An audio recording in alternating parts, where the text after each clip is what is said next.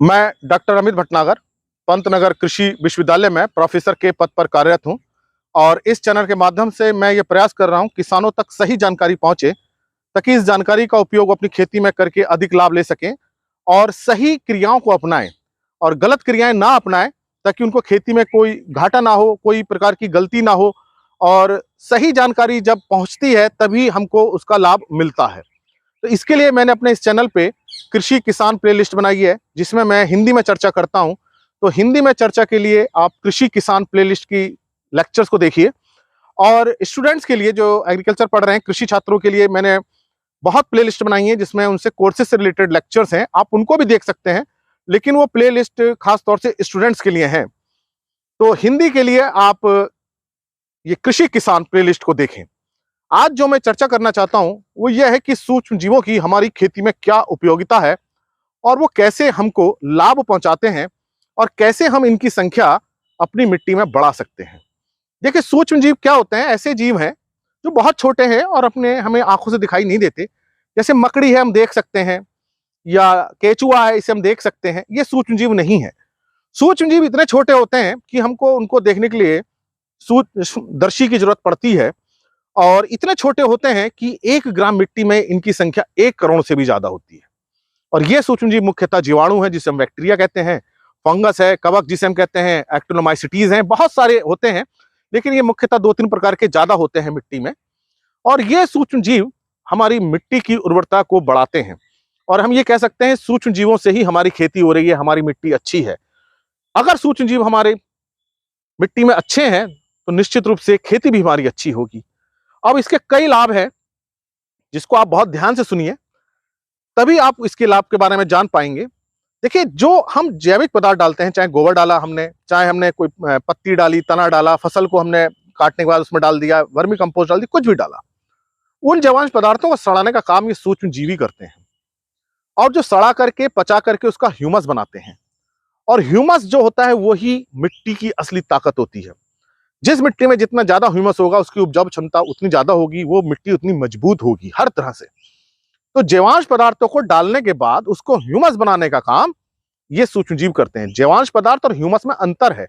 जब जैवांश पदार्थ अच्छी तरह से सड़ जाता है, बिल्कुल तरह से पक जाता है, एक तरह से कहें, तो वो ह्यूमस बनता है और ह्यूमस बनने में समय लगता है। और इसको बनाने का काम जो कौन करते हैं?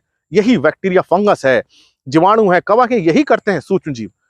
अब जब ह्यूमस बनता है तभी मिट्टी की संरचना में सुधार होता है, मिट्टी की जल धारण क्षमता में सुधार होता है, मिट्टी के पोषक तत्वों को रोकने की जो ताकत है वो इस ह्यूमस से ही आती है।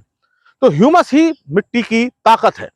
अगर हम मान लीजिए गोबर की खाद डाल दें और सूक्ष्म जीवों की संख्या कम है तो वो बहुत जल्दी ह्यूमस नहीं बनाएगा, वो सड़ेगा नहीं, बहुत हल्के हल्के सड़ेगा। तो जैवांश पदार्थ से जो ह्यूमस बनता है वो सूक्ष्म जीवों की सहायता से ही बनता है। तो पहला काम तो क्या किया? ह्यूमस बनाने का किया, उसको सड़ाने का किया। दूसरा काम जो है, सूक्ष्म जीवों को, पौधों को पोषक तत्वों को उपलब्ध करवाते हैं। हमने कोई भी जैवांश पदार्थ डाला, मान लीजिए हमने एक पौधा ही डाला और उसके अंदर जो पोषक तत्व होंगे वो मिट्टी में जाने के बाद एकदम से नहीं निकलते हैं, दूसरी फसलों की जड़ों को नहीं मिलते हैं, उसको निकालने का काम ये सूक्ष्म जीवी करते हैं। तो जो जैवांश पदार्थ है, गोबर की खाद है, कोई भी खाद है, हरी खाद है, मुर्गी की खाद है, उसके अंदर जो पोषक तत्व होते हैं उसको फसल एज सच नहीं ले पाती है, उसका रूप बदलना पड़ता है। वो उस रूप में बदलते हैं जिसको रूप में पौधे लेते हैं। अब ये केमिस्ट्री होती है कि अमोनियम है, नाइट्रेट है, फास्फेट है, सल्फेट है, उसको बनाने का काम जो है ये सूक्ष्म जीव करते हैं। अगर ये सूक्ष्म जीव नहीं हो तो जैवांश पदार्थ के अंदर पोषक तत्व ऐसे ही पड़े रहेंगे, नाइट्रोजन ऐसी ही पड़ी रहेगी प्रोटीन के रूप में, फास्फोरस ऐसे ही पड़े रहेगा, पौधों को नहीं मिलेगा।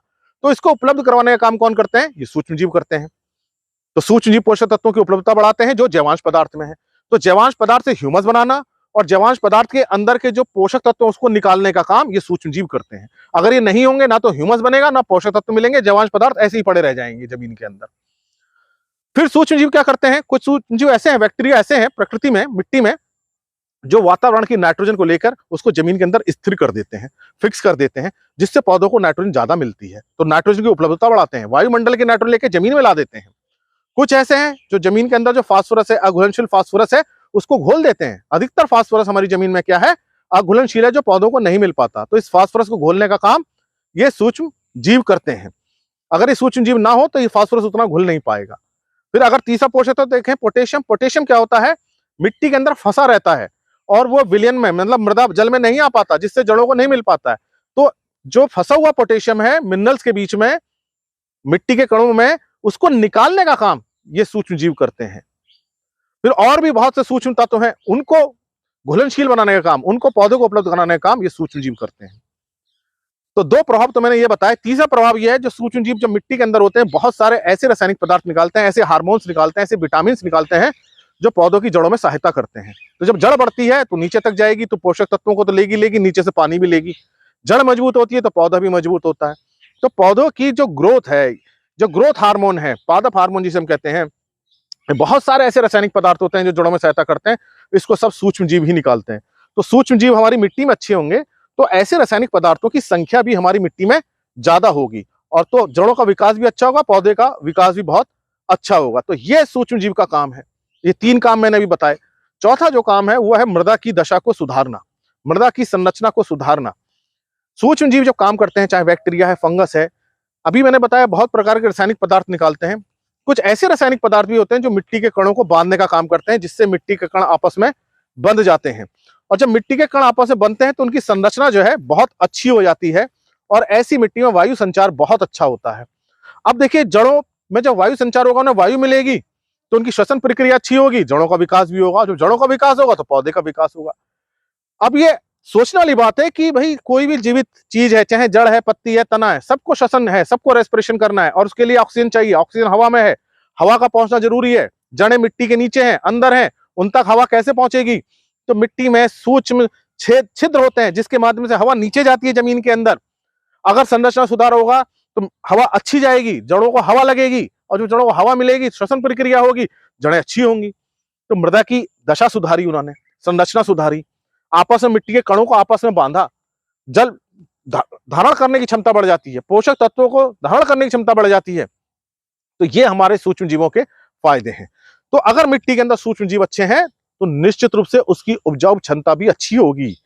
जितना भी जैवांश पदार्थ डालेंगे सब ह्यूमस में बदलेगा, जैवांश पदार्थों से पोषक तत्व हमको मिलेंगे, और जो पहले से ही भूमि के अंदर पोषक तत्व जो अघुलनशील है, घुलनशील हो जाएंगे।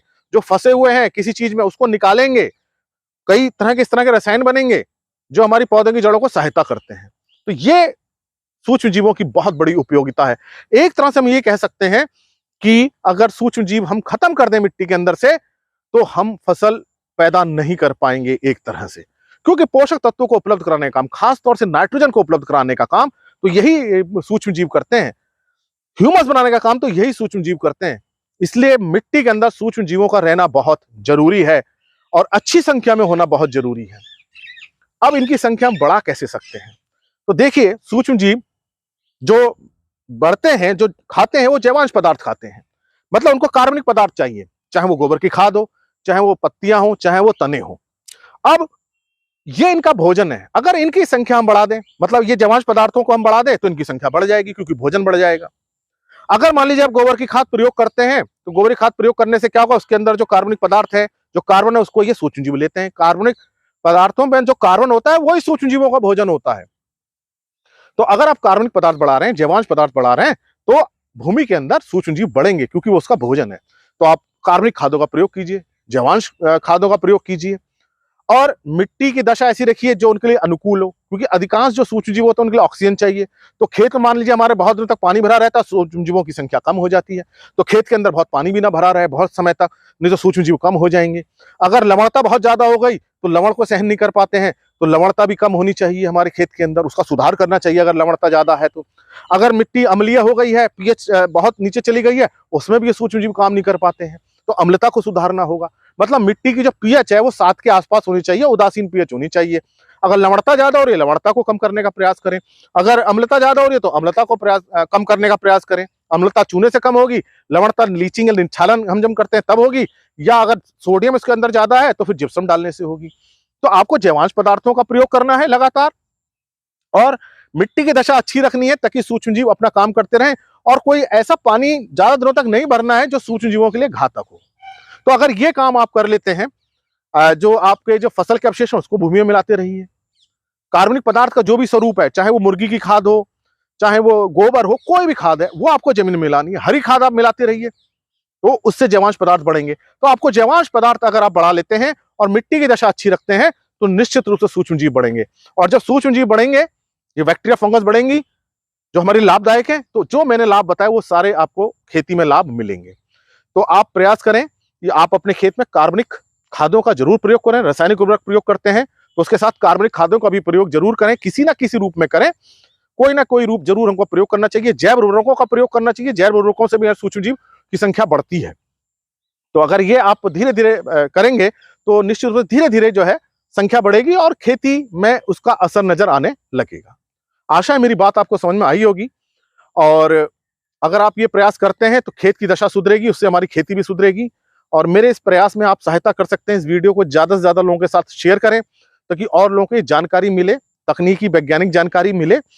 और चैनल अगर सब्सक्राइब नहीं किया है तो सब्सक्राइब करें। धन्यवाद।